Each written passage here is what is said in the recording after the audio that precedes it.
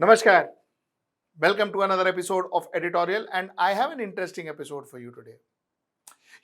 Interestingly, when Narendra Modi took charge as the Prime Minister of this country, one of the reasons why he became the Prime Minister of this country is because of corruption that was widespread in India. And people like Anna Hazare and Arvind Kejriwal and all, they protested and came Narendra Modi as the Prime Minister of this country. See, what Narendra Modi said is, na khaunga na khane dunga. What he said is, I'll eradicate corruption out of this country. And you know what?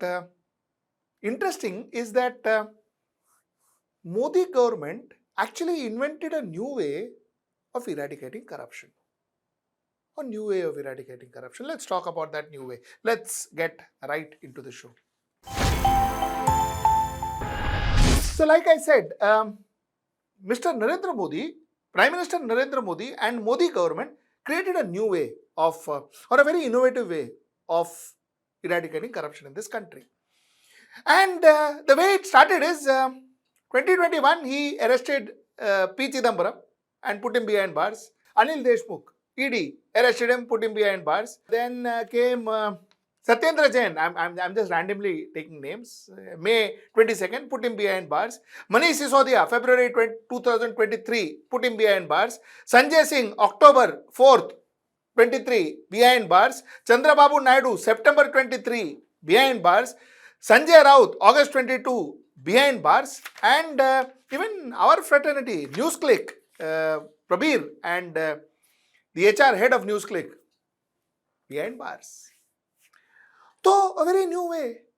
क्या है कि Mr. Narendra Modi, I think the way we see it is, he doesn't tolerate corruption.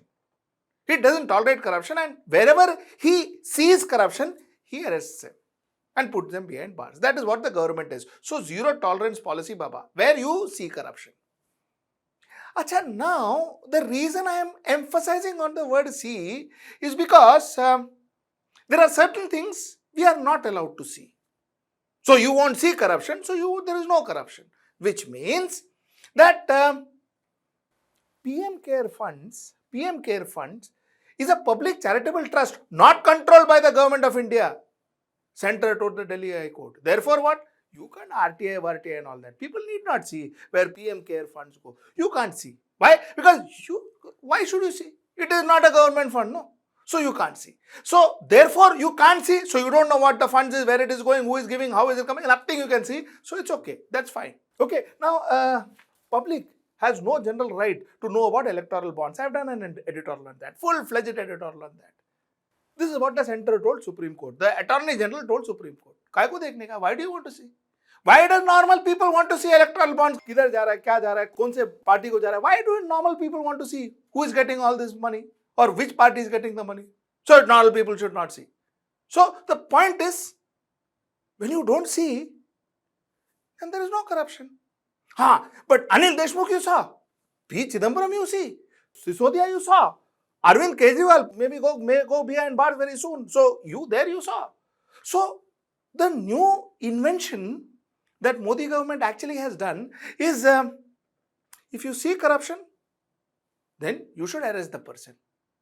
If you don't see corruption, nothing, no problem. That's a very innovative way. Come to think of it, a fabulously innovative way. Arrest a person if you see corruption. And if you don't want to see corruption, ensure that it is hidden. You can't talk about it, you can't write about it, you can't know about it, no RTI, nothing. So nobody knows about it, so you remain that way. Now, how fair is it? Is a call you need to take. Now the thing is, you know what the problem is? The problem is, nobody from the Bharatiya Janata Party government, whether state government or central government, ever is corrupt. Nobody from the state government is corrupt. Or nobody from the Bharatiya Janata Party government is corrupt. Now you think about it. Do you think that a Chandrababu Naidu, who has been in opposition since for a long time, do you think that Chandrababu Naidu has more proximity to be corrupt or more opportunity to get corrupt, or somebody who is sitting in the seat as chief minister, as ministers have more opportunity to get corrupt? You think about it. and then you take a call. So oppositions get corrupt, and people sitting in the government, especially Bharatiya Janata Party people sitting in the government, do not. Of course, opposition sitting in the government, of course, they are, like I said, Raut was in the government when he got arrested. Manish Sisodia was in the government when he got arrested.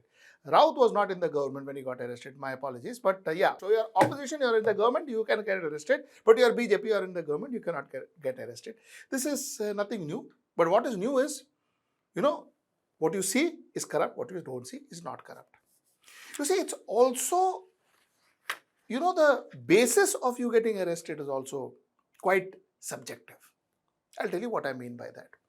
You see, Prabir, that is NewsClick was arrested based on the fact that they have received funds from China or funds on behalf of China, and they had to propagate China for the funds they received from America. This is what the case was against them. What is also interesting is this case became it came into highlight, it came into the limelight when New York Times wrote about it. New York Times wrote about it, and lots of people from Bharatiya Janata Party, ministers, non-ministers, leaders, everybody said, my God, this man has taken money from China. Propaganda money is taken from China. Everything wrong. Why? Because see, New York Times also said it. At that time, New York Times is correct.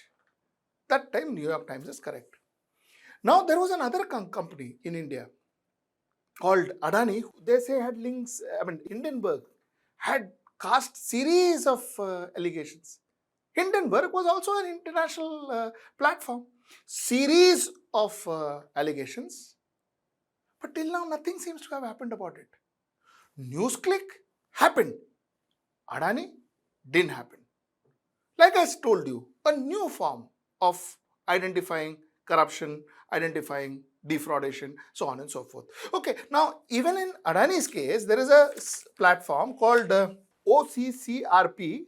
OCCRP, I have spoken about this, I have done a full editorial, so I'll put a link to that about what OCCRP said, what and how and where and all that.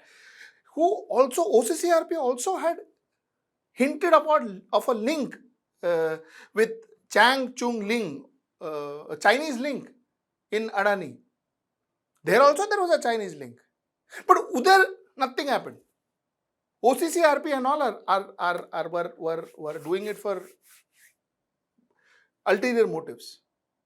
New York Times, when they spoke about NewsClick, it was not for ulterior motive. It was because it was doing its job, and it is a very credible newspaper.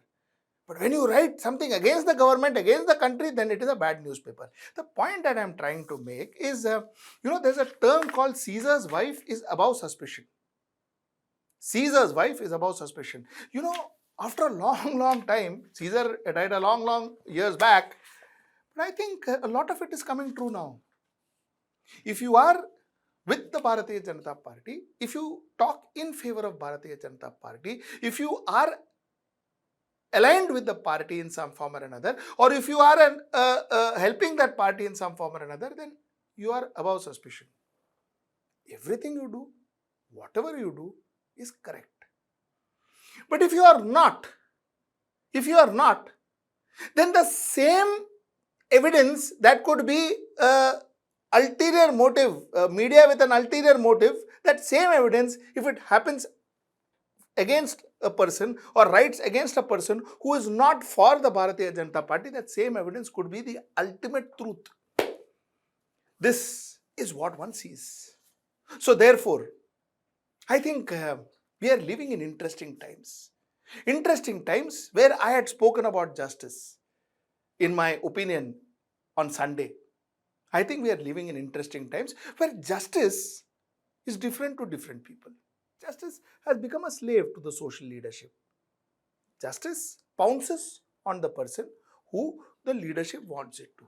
The rest, it is absolutely fine to do whatever one thinks one can do and get away with. Before I end, I wanted to tell you one more thing, and that is I had promised that I'm going to speak about the difference between 2018 and 2023. The mood of the people in 2018 versus the mood of the people in 2023.